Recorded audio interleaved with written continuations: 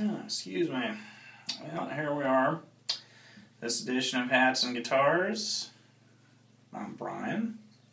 Done a few of these. Today, the instrument we're reviewing. It's an old, I'm guessing it was a late 60s teisco, Japanese-made guitar. Doing some research online, could not find exactly what this model is called. I just know it's the 3 pickup version. What I was attracted to this for, the body just kind of reminds me a little bit of Brian May's Red Special. Not exactly, but it's close enough for me.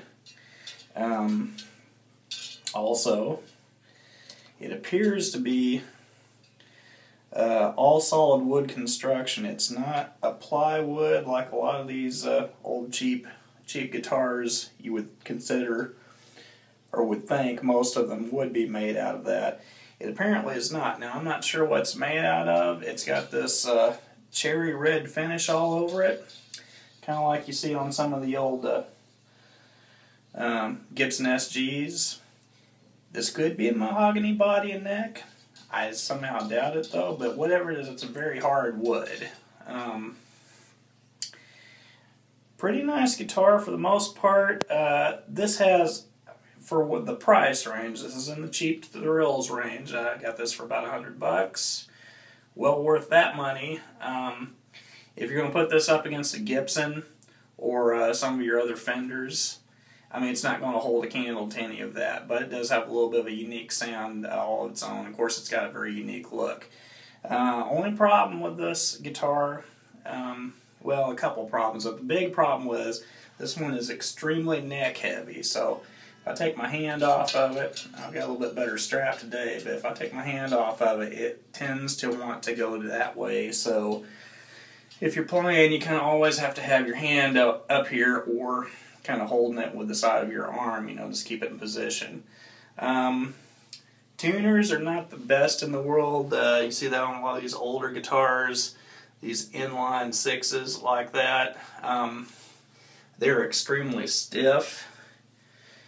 For me tuning it up, I've been having to take my little string winder to actually give me the torque enough to turn the peg so I can put it in tune. So that's a problem.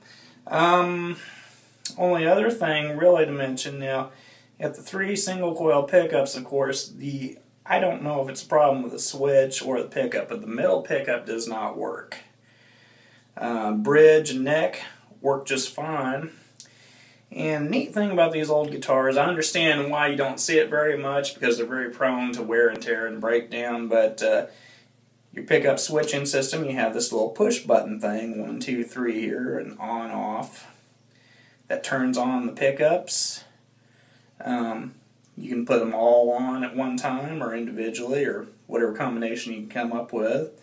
I tend to, most of the time, favor the bridge pickup for a lot of stuff I'm playing, especially if it's got some twang to it. If it's a little bit bluesier thing I'm playing or something that you'd normally hear on an acoustic guitar, I'll use the bridge. But a lot of time, especially in my electric playing, I'm going to use the bridge instead of the neck. So anyway, a little bit about what this sounds like. We will try a little bit of chicken picking on this. See here.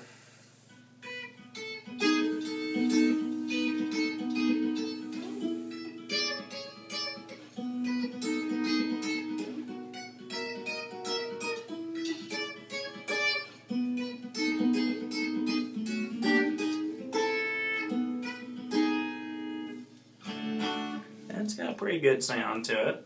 Do a little bit more, just some standard picking.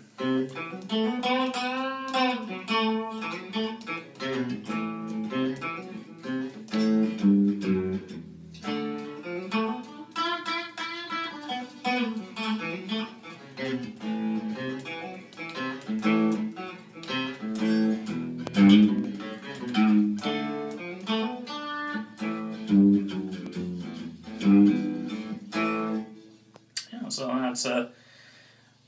that's that's a pretty good idea what it sounds like on that clean sound. Now, a distortion, this one is really a mixed bag.